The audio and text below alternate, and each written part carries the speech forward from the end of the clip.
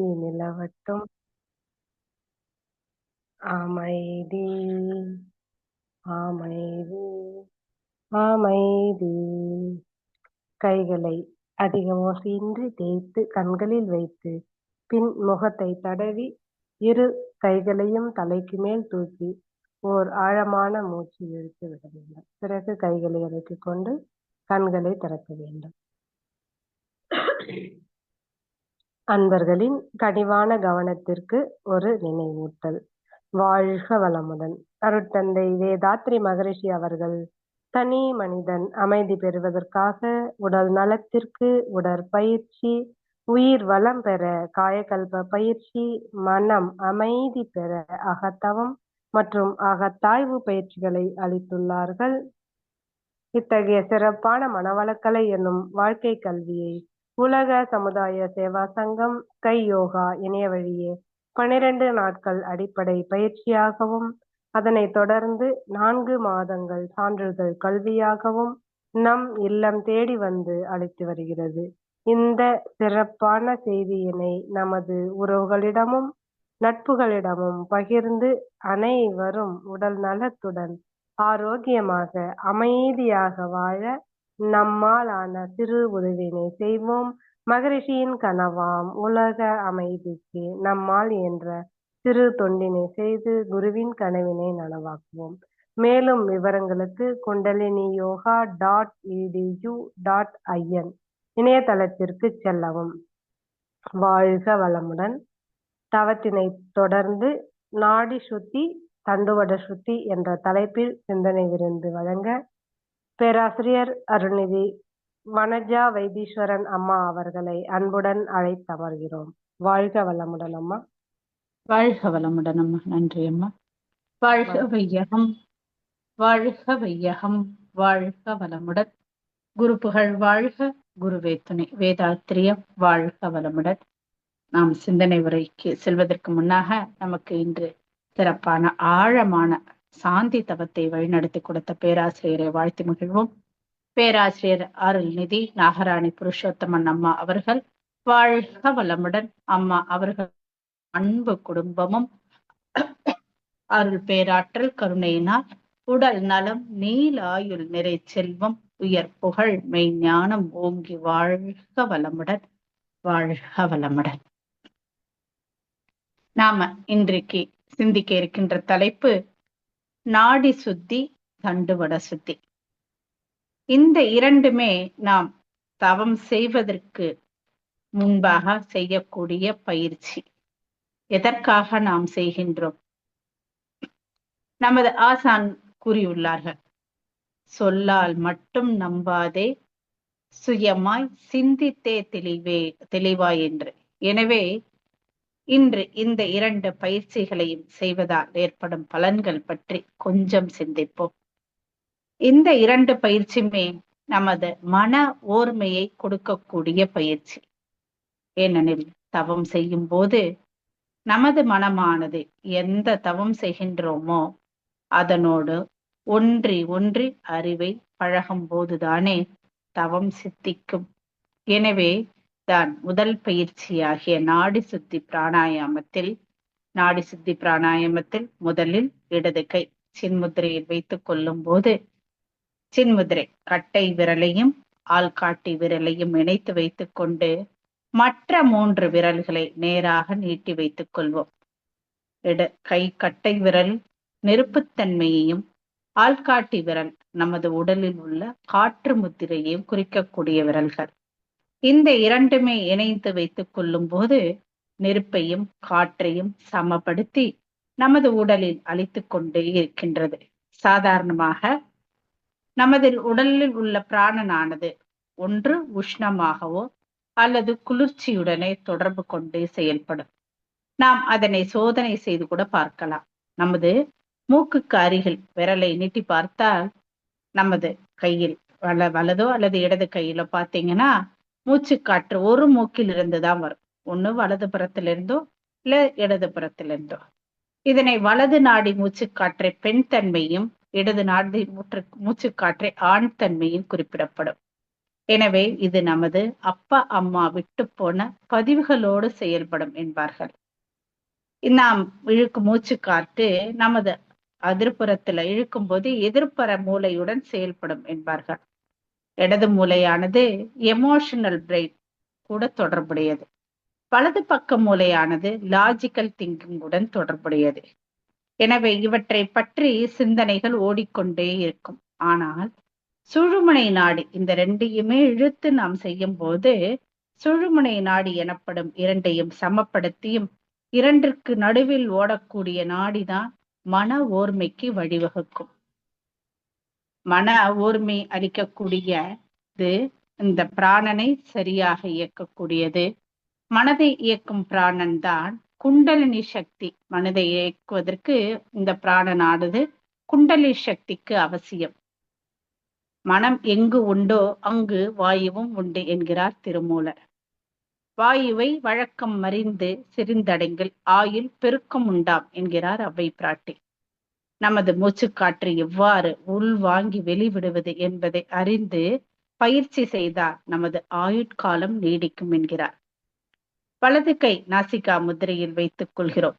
அதாவது ஆள்காட்டி விரலையும் நடு விரலையும் அடக்கிக் கொண்டு கட்ட விரலை நீட்டிக்கொண்டு மோதிர விரலையும் சுண்டு விரலையும் ஒட்டின மாறி வைத்துக் கொண்டு வலது பக்க மூக்கை இடது பக்க மூக்கில் வலது பக்க மூக்கில கைய வச்சிட்டோம்னா இடது பக்க மூக்கில் காற்றை வெளிவிட்டு அதே மூக்கில் இழுத்து வலது பக்கம் வெளியிட்டு இந்த மாதிரி மாற்றி மாற்றி செய்யும் போது மூச்சை காற்றை வெளியிடுகிறோம். அப்ப எந்த பக்கம் உள்ள மூக்காலை மூச்சை இழுத்து மற்றொரு பக்கம் உள்ள மூக்கால வெளிவிடுகிறோம்.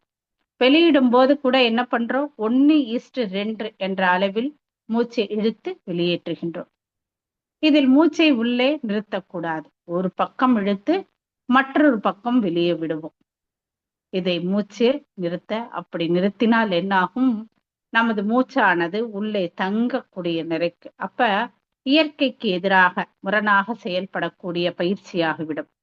அப்ப நுரையீரல் இயக்கத்தை நம்ம கொஞ்ச நேரம் நிறுத்தி வைப்போமா உள்ள மூச்சை இழுத்து வைத்தா. அதோடு அவ்வாறு மூச்சை உள்ளே நிறுத்தும் போது கரி அமில வாயுவை உள்ளே வைத்துக் கொள்கிறோம்.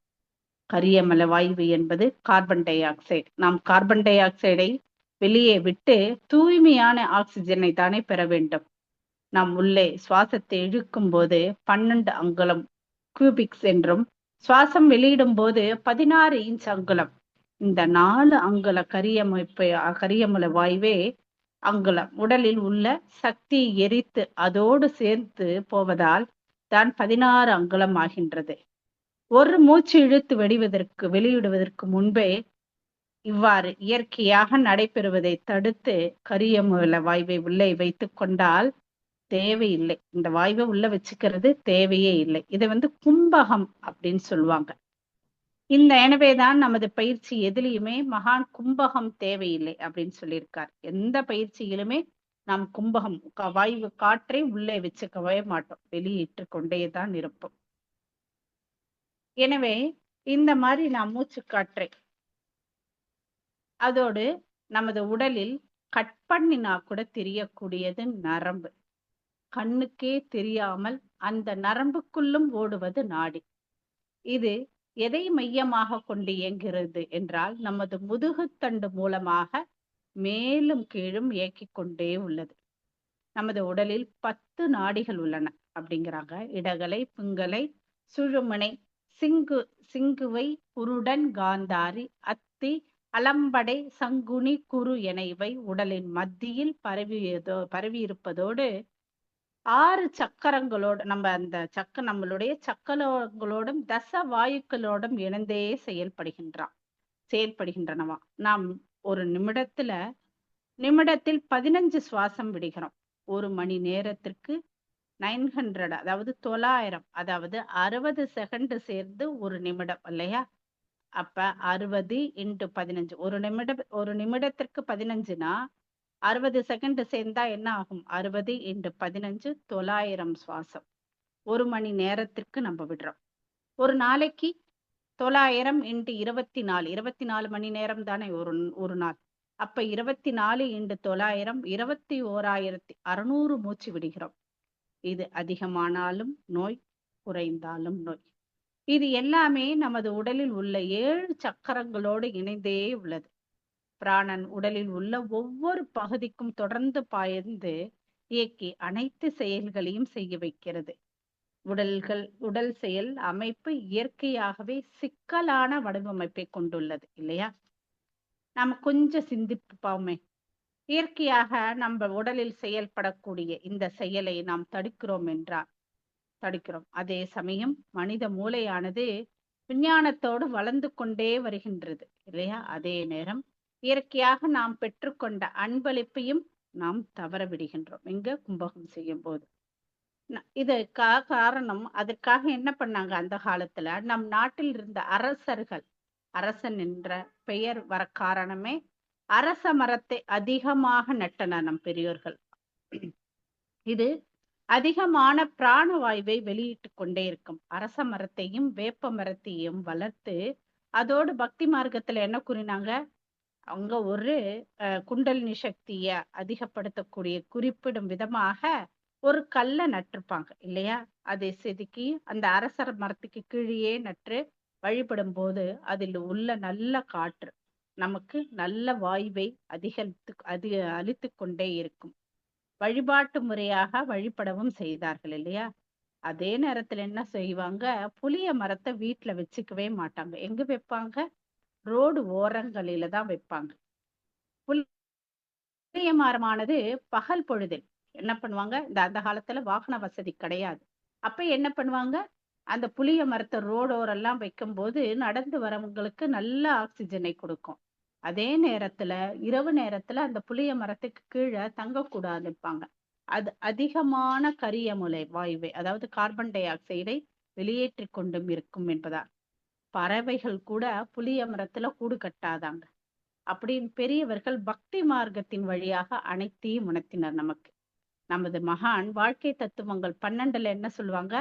அறிவு நிலை படிகள் 3ல் நம்பிக்கை விளக்கம் முழுமை பேர் அப்படின்னு அளித்துள்ளார்கள் இல்லையா? இது நமது நம்பிக்கைகள் அரச மரத்தையும் விளக்கத்திற்கு புளிய மரத்தையும் இதை உணர்ந்து செயல்படும் போது முழுமை பேரை நாம் அடையலாம் என்பதை வாழ்வில் செயல்படுத்தி வாழ்ந்தனர். நாம் இப்பொழுது மரங்களை எல்லாம் அழிச்சு கொண்டே வருகின்றோம். இதனால என்ன ஆகுது? தூய்மையான காற்றை கூட நாம் பணம் கொடுத்து கொண்டுதான் வாங்கி கொண்டிருக்கின்றோம் இல்லையா? அந்த அளவுக்கு நாமே நமது உடலையும் இந்த நம்ம சுற்றி உள்ள சமுதாயத்தையும் கெடுத்து கொண்டே வருகின்றோம். மிக தொன்மையான பல சம்ஸ்கிருத நூல்கள் இன்று நம்மிடையே இல்லை, காலத்தால அழிந்து போய்விட்டன. ஆனால் பல நூல்கள் சுமார் 2000 ஆண்டுகளாக புத்த பிக்ஷுக்கள் அழியாமல் பாதுகாத்து வருகின்றனராம். இவை இன்னும் திபெத் மற்றும் சீனாவில் உள்ள புத்த மடாலயங்களில் பாதுகாப்பாக உள்ளன.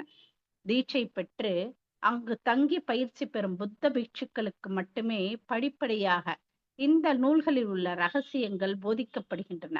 அவர்களுக்கு கூட பல வருடமாக தியானமும் ஆசனங்கள் போன்ற பயிற்சிகளை அவர்கள் கற்றால், அதாவது உடல் அளவிலும் மனது அளவிலும் பக்குவப்படுத்திய பின்னரே இந்த ரகசியங்கள் ஒன்று ஒன்றாக கற்றுத்தரப்படுமா. ஆனால் விஞ்ஞானத்தால் கண்டுபிடிக்க முடியாத பல விஷயங்களை நமது முன்னோர்கள் தனது மெய்ஞானத்தால் கண்டுபிடித்து தந்துள்ளனர்.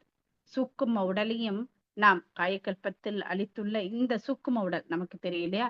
கண்ணுக்கு தெரியாத நுண்ணுடல், அதற்குள் ஓடிக்கொண்டிருக்கும் உயிர், இவற்றை எல்லாம் ஞானிகள் சித்தர்கள் ஆராய்ந்து தெரிந்து கொண்ட ரகசியத்தை வைத்து கொண்டது நமது மகான். அவங்கெல்லாம் ரகசியமா வச்சுக்கொண்டத நமது மகான் என்ன பண்ணாருன்னு நமக்கு ரொம்ப எளிமையா புரியக்கூடிய விதத்தில் பயிற்சியாக சிறப்பாக நம்ம எல்லாருமே செய்யக்கூடிய அளவில் எளிமைப்படுத்தி நமக்கு அளித்து விட்டார்.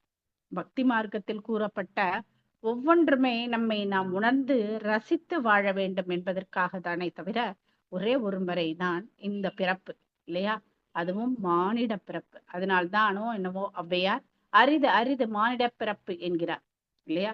இதை உணர்த்தவே சிதம்பர ரகசியம்னா என்னங்க? அரூபமானவர் இறைவன். அதை இந்த மனித பிறவியில் உணரலாம். எப்படி உணர முடியும்? உடல் என்ற கோவிலில் கருவறையில் உள்ள இறைவனை மாயத் திரைகளை நீக்கும் போது அகக்காட்சியாக காணும் போது என்கின்றனர். அந்த கோவிலுக்கு பிரதானம் எதுங்க? இப்ப வீடுன்னு இருக்குன்னா அதுக்கு பிரதானம் எது? நம்ம என்ன தூண்களை சொல்லுவோமா, வாசப்படியை சொல்லுவோமா, கதவை சொல்லுவோமா, மேல உள்ள மேல உள்ள அந்த சீலிங்க தானே சொல்லுவோம். அதே போலதான் அங்க என்ன பண்ணிருக்காங்க, அங்க அதே அந்த சிதம்பரத்தில் நமது உடலில் உள்ள நாடி நரம்புகள் எவ்வளவு முக்கியம் என்பதை உணர்த்தவே கருவறைக்கு மேலே உள்ள கூரையை மனித உடலுக்கு ஒத்ததாக 72,000 நாடி நரம்புகளோடு பின்னப்பட்டுள்ளனவா. கோவிலின் விமானத்தில் மேலிருக்கும் பொற்கூரை, அந்த கோவிலுக்கு விமான கூரையே பொற்கூரை, அது 21,600 தங்க தகடுகளால் வேயப்பட்டுள்ளது. நமது மூச்சுக்காற்று ஒரு நாளைக்கு 21,600. இதைதான் மகான்கள் அண்டத்தில் உள்ள அனைத்தும் பிண்டத்தில் என்றனர். அந்த காலத்தில் எந்த மூக்கின் வழியாக மூச்சுக்காற்று ஓடுகிறதோ அதை வைத்தே எந்த குழந்தை பிறக்கும் என்றே கண்டுபிடித்து விடுவார்களாம். இடது மூக்கில் மூச்சு அதிகம் வரும்போது நல்ல காரியம் செய்வதும், அதே அதே அதே போல அதே இரண்டு மூக்கிலும் சுவாசம் சீராக வரும்போது நல்ல உடல் நலத்துடன் மன நலத்திலும் சரியாக வைத்துக் கொள்ளலாம் என்று கண்டுபிடித்தனர்.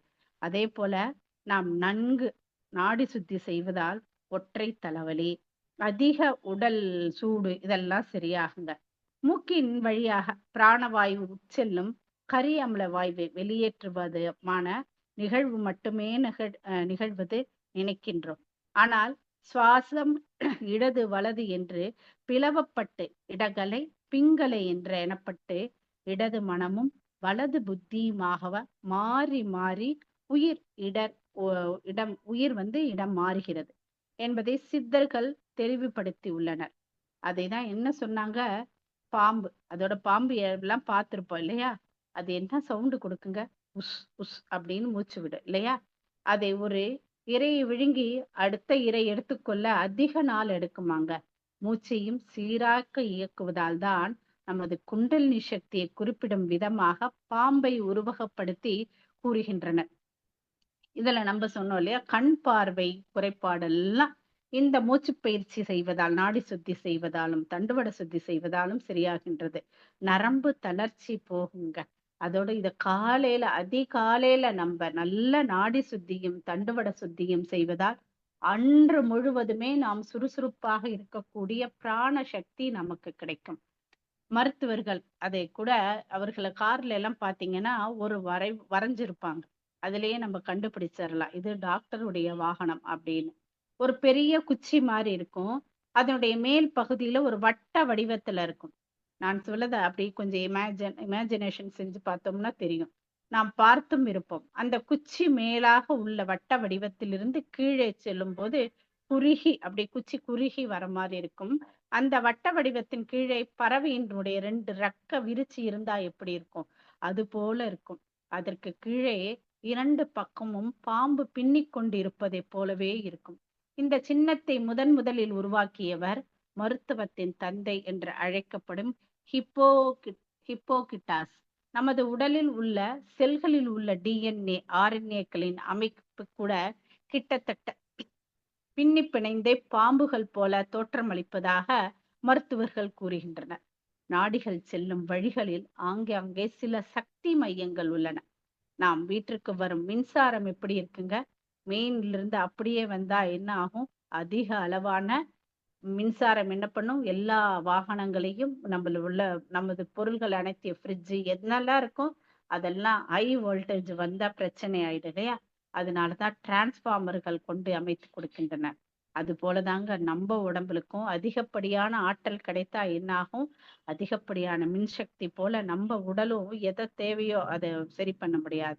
எனவே உயிர் சக்தியானது தேவைக்கு ஏற்ப மாற்றி நாடிகளுக்கும் சக்தி மையங்களாக சக்கரங்கள்லாம் செயல்படுகின்றது. நமது உடல் முழுவதுமே சக்கரங்கள் உள்ளன. சிறிதும் பெரிதுமாக இந்த சக்கரங்கள் மொத்தம் எண்ணிக்கை 28,000. வர்மக்கலையோ இல்ல வர்மக்கலையில் உள்ளவர்கள் இந்த வர்ம புள்ளிகளாக அந்த சக்கரங்களை தொடுவார்கள். அதே போல அக்குபஞ்சர் புள்ளிகள் அனைத்துமே ஒவ்வொரு சிறு சக்கரங்களை, இவற்றில் 7 முதன்மை சக்கரங்கள் எனவும் குறிப்பிடப்பட்டுள்ளது. அணுவை விட சிறியதான அணுத்துகள்களால் ஆன இந்த சக்கரங்களே நமது வாழ்க்கைக்கு ஆதாரமாக உள்ளன. நமது வாழ்க்கை பாதையை நிர்ணயிப்பதும் இந்த சக்கரங்கள் தான். நமது சிந்தனை செயல்கள் அனைத்துமே சக்கரங்களால் கட்டுப்படுத்தப்படுகின்றன. ஒரு குழந்தையின் உயிர் மனித உடம்பிற்குள் நுழையும் போதே எந்த சக்தி எந்த சக்தி சக்கரத்தோடு எந்த சக்கரத்தில் நுழைகின்றதோ அதன் உணர்வாலேயே வாழ்க்கை முழுவதுமே ஓடிக்கொண்டிருக்குமா அந்த குழந்தையினுடைய வாழ்க்கை முழுவதும். இப்ப உதாரணத்துக்கு சுவாதிஷ்டானத்துக்குள் நுழைந்தால் என்ன செய்யும்? அந்த குழந்தை அச்சத்தாலேயே வாழ்ந்து கொண்டிருக்கும். மணிப்பூரகத்தில் நுழைந்தால் கவலையிலேயோ மந்தத்தன்மையாகவோ அதனுடைய வாழ்க்கை ஓடிக்கொண்டிருக்கும். அநாகதத்தில் நுழைந்தால் அவன் வாழ்வில் தைரியத்துடன் வாழ்வில் வெற்றி பெறுவான். எப்ப நம்ம சாதாரணமாக மூச்சு விடும் போது. சக்கரனின் இயக்கங்கள் நலமாக இருக்கும் போது எண்ணங்களும் செயல்களுமே நலமாக இருக்கும். சக்கரங்கள் இயக்கங்களில் ஏதேனும் தடைகள் ஏற்பட்டால் நோய்கள் உருவாக காரணமாக அமையும். எக்ஸாம்பிளுக்கு நம்ம மணிப்பூர சக்கரத்தில் இயக்கத்தில் தடையோ தேக்கமோ ஏற்பட்டா என்ன ஆகும்? அங்க இருக்கிற பாங்க்ரியாஸ் உற்பத்தி குழப்பம் ஏற்படும் இல்லையா? அங்க இருக்கிற சக்கரத்துல. அப்ப பாங்க்ரியாஸ் தான் நாம் சாப்பிடும் சாப்பாடை என்ன பண்ணுது? குளுக்கோஸாக பிரித்து உடலுக்கு ஆற்றலை அளிக்கின்றது. அப்ப அந்த மணிப்பூரக சக்கரத்தின் இயக்கத்தில் தடை ஏற்படும் போது இன்சுலின் உற்பத்தியில் பிரச்சனை ஏற்பட்டு நீரழிவு நோய் ஏற்படுகின்றது. அப்ப சக்கரங்களின் இயக்கங்கள் சரிவர இயக்கும் வரை எந்த நோயும் நம்மை அணுக முடியாது. நாம் நமது சக்கரங்களை சரியாக இயக்க பழக்கிவிட்டால் உடல் உற்சாகம் மன எழுச்சியும் பெறும். உடலும் மனமும் இணைந்துதானே யோகம் அதிர்ஷ்டம். அப்ப சாதனைகள் சாதாரணமாக சாத்தியப்படும். சரி, இந்த சக்கரங்கள் எங்கு உள்ளன அப்படின்னு நம்ம சாதாரணமா இப்ப தெரிஞ்சுப்போம். நமது முதுகு பகுதியில் உள்ள முதுகெலும்பின் உள்ளே உள்ள தண்டுவடம் ஸ்பைனல் கார்டு செல்கிறது இல்லையா? 7 முதன்மையான சக்கரங்களும் இந்த சுழுமனை நாடியின் மேல் அமைந்துள்ளன. இந்த 7 சக்கரங்களும் அந்த சுழுமனை நாடியின் மேல் அமைந்துள்ளன. சுழுமனை நாடியோடு இணைக்கப்பட்ட சக்கரங்கள் ஒவ்வொன்றுக்கும் தனித்தனியான பெயர்களும் இருக்குங்க. முதல் சக்கரம் மூலாதார சக்கரம் இல்லையா? மூலாதாரம், சுவாதிஷ்டானம், மணிப்பூரகம், அநாகதம், பிஷுக்தி, ஆகினி, துரியம் என எல்லா சக்கரங்களும் உள்ளன. நாம் இந்த சக்கரங்களை உணர்ந்து புலன்களை கூர்மையாக கூர்மை பெறும்போது சக்கரங்களில் இருந்து வெளியேறும் அலைகள் கூட கேட்க முடியுமா நம்மளால? அந்த சக்கரங்களுடைய அலை சத்தத்தை கூட கேட்க முடியுமா? இந்த 7 சக்கரங்களையும் நமது இயக்கத்திற்கு காரணமும் நாம தானே. இவை நமது மனநிலை, எண்ண ஓட்டம், உணர்வு நிலை பொறுத்து மாற்றங்களாக நிகழ்கின்றன. 5 அறிவு வரை உள்ள அவைகள் எதையும் சிந்திக்காது இல்லையா? எனவே நமது காதுகளுக்கு எட்டாத ஒலிகள் கூட நாய்களின் காதுக்கு கேட்குமா? அதனால்தான் ஐரோப்பிய நாடுகளில ஆடுகளை பாதுகாக்கும் நாய்களை அழைக்க நுண் ஒலி விசில்களை ஊதுவார்களாம். இந்த விசிலிலிருந்து வெளிவரும் ஒலி மனிதனின் காதுகள் கேட்காது. அந்த சத்தம் நமது காதுக்கு கேட்காது. ஆனால் தூரத்தில் இருக்கும் நாய்களின் காதுகளுக்கு கேட்குமா? உடனே அந்த காவல் நாய்கள் என்ன பண்ணுமா? அங்க இருக்கிற ஆடுகள்லாம் வீட்டிற்கு பாதுகாப்பா வீட்டிற்கு அந்த எஜமானர்கிட்ட கூட்டிட்டு வந்து கொடுத்துருமா. அதே போலதான் கழுகுகள் எங்கேயோ தூரத்துல பறக்கும். நம்ம கூட கழுகு பார்வைன்னு சொல்லுவோம் இல்லையா? அது என்ன பண்ணும்? கீழே இருக்க அந்த கோழி குஞ்சு அப்படி அழகா வந்து பிடிச்சு எடுத்துட்டு செல்லும். தேனி, நாய் போன்றவை கூட மோப்ப சக்தி அதிகமுடையன. ஓர் உயிர் தாவரம் தொட்டாச்சினி இவ்வாறு நம்மை விட புலனின் அதிக ஆற்றல் பெற்றவையாம். ஆனால் கெட்ட எண்ணம் கொண்ட நம்முடைய மனிதர்களுடைய காற்று பட்டாலே துளசி செடி வாடிவிடுமா. அப்ப நமது உள்ள சக்கரங்களை சரியான முறையான ஏற்கக்கூடிய பயிற்சி பிராணன் தான் என்ன சொல்றாங்க? தட்டுங்கள் திறக்கப்படும் அப்படிங்கிறாங்க. எதை தட்டணும்? மெதுவாக உடலில் உள்ள 7 சக்கரங்களை வடிவம் அதையும் நம்ம தட்ட போகிறோம். அப்ப தட்டும் போது அது எல்லாகும் நல்லதாக நமக்கு வாழ்க்கையில ஏற்படுத்தி கொடுக்கும் இல்லையா? இதை இந்த உறங்கி கிடக்கும் மூளையை தட்டுகின்றோம். செயல்பட வைத்தால் இதுவரை புலப்படாத பல விஷயங்களும் நம்ம கண்ணுக்கு முன்னாடி தெரியுங்க. இந்த சக்கரங்களை எல்லாம் தாமரை வடிவங்களாக குறிப்பிடுகின்றன. தாமரையில் உள்ள இதழ்களாகவும் தாமரையாகவும் குறிப்பிடுகின்றன. முதல் சக்கரமாகிய மூலாதாரத்தை கொஞ்சம் தெரிந்து கொள்வோம். கருமையம் பால் உணர்வு சுரப்பியில் உள்ளது. இது 4 இதழ்கள் தாமரை குறிப்பிடுகின்றன. இது சிவப்பு நிறத்துல இருக்குமாங்க. அதோட ஆழ்ந்த தவம் செய்தால் தேனீக்கள் ரீங்கார ஓசை நமக்கு கேட்குமா. பஞ்சபூதங்கள்ல மண் மையத்தை குறிக்கக்கூடியதுங்க. கோள்களில் சனியுடன் ஆதிக்கம் உடையது என்று மூலாதாரத்தின் சனி ஆதிக்கம் உடையவர்கள் எப்படி இருப்பாங்க? அந்த நீரோட்டத்தை பற்றி எல்லாம் நல்லா பார்க்கக்கூடியவர், சிறப்புடையவராக இருப்பார்கள். எனவே அவர்களுடைய குணமும் எப்படி இருக்கும், கிரியேட்டிவிட்டி நிறைய இருக்கும், படைப்பாட்டு இருக்கும் அப்படின்னு சொல்றாங்க. அதே போல சுவாதிஷ்டான சக்கரம், அட்ரினல் சுரப்பி 6 இதழ்களை குறிப்பிடுகின்றது. இது ஆரஞ்சு நிறத்துல இருக்கும் என்றும் வீணையின் நாதம் கேட்குமா. பேச்சுக்கலை, சினிமா போன்ற கலைகளில் சிறப்பாக ஈடுபடுவார்கள். சுக்கிர மையம் நமக்கு நமக்கு சிறப்பானதாக செயல்படுகின்றது இந்த மையத்தில். அடுத்தது மணிப்பூரகம், கல்லீரல் எல்லோ கலர்ல இருக்குங்களா. புல்லாங்குழல் சத்தம் நமக்கு கேட்க முடியுமா. 10 இதழ் தாமரை, செவ்வாய் ஆதிக்கம் உடையவர்களாக இருப்பார்கள். நெருப்பு மையம் நமக்கு இது, நம்ம சாப்பிடுற சாப்பாடை ஜீரணம் பண்ணக்கூடியது. அநாகதம் காற்று மையம், தைமஸ் தைமஸ் கிளாண்ட், இதயம் சம்பந்தமான நோய்கள் வராது. பயம் கோழைத்தன்மை போகும். நோய் எதிர்ப்பு காவலனாகவும் செயல்படும். சூரியனுடைய ஆதிக்கம் உடையது கோள்கள்ல. 12 இதழ் தாமரைகளை உடையது. மணி ஓசையை கேட்பதைப் போல கேட்க முடியுமா எங்க. அடுத்தது விஷுக்தி, தைராய்டு, பாராதைராய்டு ப்ளூ கலர்ல இருக்கும். 16 இதழ் தாமரைகள். நதிநீர் சலசலப்பு கேட்குமா. சந்திரனுடைய மையம் விண் மையம். ஆகினை பிட்ரூட்டி 2 தாமரை மலர்கள். இண்டிகோ கலர், கடல் அலை சத்தம் போல இருக்குமா. விழிப்புணர்வு, மன ஓர்மை, புலனடக்கம், மற்ற மையங்களில் சிறு குறைபாடையும் சரி செய்யும். துரியம் பீனியல் சுரப்பி 1000 தாமரை இதழ்கள் விரித்தாற் போல மூளையில் உள்ள அனைத்து பகுதிகளும் நன்கு இயக்கத்திற்கு வரும். கலர் ஒயலட், குருவின் ஆற்றல் கிடைக்கும் இல்லையா. ஒயிட் குரோமோசம் அதிகம் உடையவும். அப்ப பாருங்க, வானவில்லின் தோட்டம் விப்கயா எங்க இருக்கு. 7 வண்ணங்களும் நமது உடலிலேயே காணலாம். பஞ்சபூதங்கள் கோள்களுடைய தொடர்பும் கிடைக்கும். இவை அனைத்துமே நாம் ஆழ்ந்து அகத்தாய்வு 9 மையத்தவம் செய்யும் போது நாம் உணர முடியும். இது ஏன் மகான் நமக்கு 9 மையத்தவத்துல கொடுத்தாரு இல்லையா. இதுவரை பயன்பட்டது என்றால் அது 3வது அகத்தாய்வுல தான் கொடுத்திருக்காரு. நம்ம தற்பொழுது தான் அதென்ன நல்லா எடுத்த உடனே நம்ம காலேஜ் போக முடியாது இல்லையா. நல்ல ஆழ்ந்து இதையெல்லாம் வேற விதமான நம்ம தொடர்பு ஏற்பட்ட இப்பவே விஷக்தியில சுவாதிஷ்டானத்துல நிறைய நேரம் தெரியாம இருந்துட்டோம்னா பிற ஆத்மாக்களுடைய தொடர்பு நமக்கு கிட்டிடும். அது எல்லாம் நமக்கு தேவையில்லை. வந்த நோக்கம் இறைநிலையை அறிவது. அதனாலதான் மகான் அது அப்புறம் நமக்கு நல்லா தெரிஞ்சு பழகின அப்புறம் அதை கொடுத்திருக்காரு. தற்பொழுது நாம் தண்டுவட சுத்தி பயிற்சி செய்யும் போது மூலாதாரத்திலிருந்து மூச்சை இழுத்து கொண்டே ஆகினை செல்கிறோம். ஆகினில் இருந்து மூலாதாரம் என மாற்றி செய்யும் போது இந்த தண்டுவடத்தில் ஏதாவது ஒரு மையத்தில் ஆற்றல் சிக்கிக் கொண்டால் கூட நாமளே சரி செய்து கொள்ள முடியும்.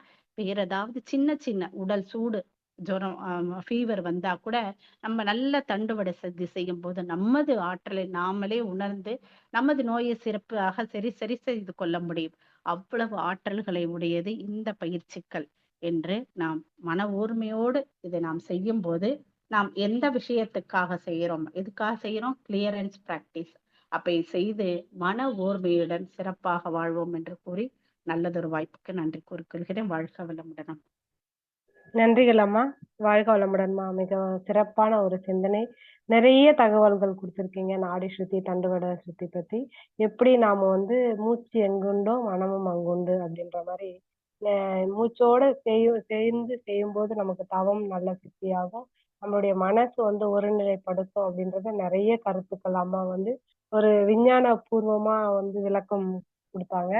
அந்த 7 மையங்கள் பத்தியும் என்ன கலரு, என்ன ஒளி வரும் நமக்கு அப்படின்றதையும் ரொம்ப சிறப்பா எடுத்து சொன்னாங்க அம்மா அவர்களை அனைவரும் சேர்ந்து வாழ்த்துவோம். மிகவும் சிறப்பாக இன்று சிந்தனை உரை வழங்கிய பேராசிரியர் அருள்நிதி வனஜா வைத்தீஸ்வரன் அம்மா அவர்கள் வாழ்க வளமுடன். அம்மா அவர்களும் அவர் தம் அன்பு குடும்பமும் அருட்பேராற்றல் கருணையினால் உடல் நலம், நீலாயுள், நிறை செல்வம், உயர் புகழ், மெய் ஞானம் ஓங்கி வாழ்க வளமுடன், வாழ்க வளமுடன், வாழ்க வளமுடன். நன்றிகள் அம்மா. வாழ்க வளமுடன். நன்றிகள் அம்மா. சிறிது நேரம் எடுத்துக்கொண்டு விட்டேன், மன்னிக்கணும். வாழ்க வளம். வாழ்க வளமுடன் அம்மா. ஸ்கை ஆன்லைன் மெடிடேஷன் தினசரி நிகழ்வுகள் பற்றிய அறிவிப்புகள்.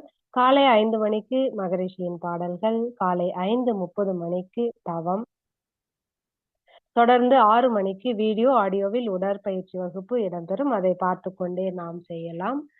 மாலை 6 மணிக்கு மகரிஷியின் பாடல்கள், மாலை 6:25க்கு மாலை காயகல்பம், மாலை 6:30 மணிக்கு தவம், மாலை 7 மணிக்கு சிந்தனை உரை. மாலை 7:30க்கு உலக நல வாழ்த்துடன் நிறைவு. பிரதி சனி மாலை தவத்தினை தொடர்ந்து மாலை 7 மணி முதல் 7:30 மணி வரை ஐயம் தெளிதல் நிகழ்வு நடைபெறும். பிரதி ஞாயிறு மாலை 7 மணி முதல் 7:30 மணி வரை சிறப்பு சிந்தனை உரை நடைபெறும். நிகழ்ச்சியின் நிறைவாக உலக நல வாழ்த்து. உலகமெல்லாம் பருவமழை ஒத்தபடி பெய்யட்டும், உழவரெல்லாம் தானியத்தை உவப்புடனே பெருக்கட்டும், பல தொழில்கள் புரிகின்ற பாட்டாளி உயரட்டும், பகுத்துணர்வில் தொகுத்துணர்வு பண்பாட்டை உயர்த்தட்டும், கலகங்கள் போட்டி பகை கடந்து ஆட்சி நடக்கட்டும், கல்லாமை கடன் வறுமை கலங்கங்கள் மறையட்டும், நல வாழ்வை அளிக்கும் மெய் ஞான ஒளி வீசட்டும், நம் கடமை அறவாழ்வின் நாட்டத்தே சிறக்கட்டும், நம் கடமை அறவாழ்வின் நாட்டத்தே சிறக்கட்டும், நம் கடமை அறவாழ்வின் நாட்டத்தே சிறக்கட்டும். வாழ்க வளமுடன். மன மகிழ்வோடு இன்றைய நிகழ்வினை நிறைவு செய்து கொள்வோம். அனைவருக்கும் நன்றிகள். வாழ்க வளமுடன், வாழ்க வளமுடன், வாழ்க வளமுடன்.